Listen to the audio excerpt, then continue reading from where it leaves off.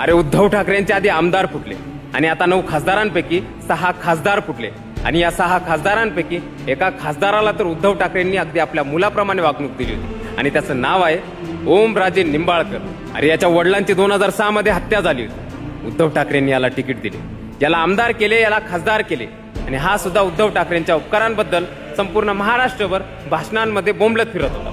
तर याचा हा व्हिडिओ बघा. उद्धव साहेबांनी मला एकदा आमदार आणि 2दा खासदार केलं, माझा पक्ष फुटला. तिकडे गेलो तर 100 कोटी रुपये द्यायला तयार होते मला, त्याच्यावर लात मारली. तिकडे गेलं तर सत्तेत बसत होतो, त्याच्यावर लात मारली.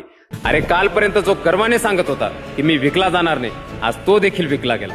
तर उद्धव ठाकरेंच्या वतीने या गद्दारांना 2 शब्दात श्रद्धांजली अर्पित करतो. अरे प्रतिमेवर माझ्या कित्येक वार झाले, चिंध्या झाल्या पाठीवरती प्रहार झाले, कटामागील हाताची केली चाचणी तेव्हा शत्रूंच्या गर्दीत मी आपलेच गद्दार पाहिले.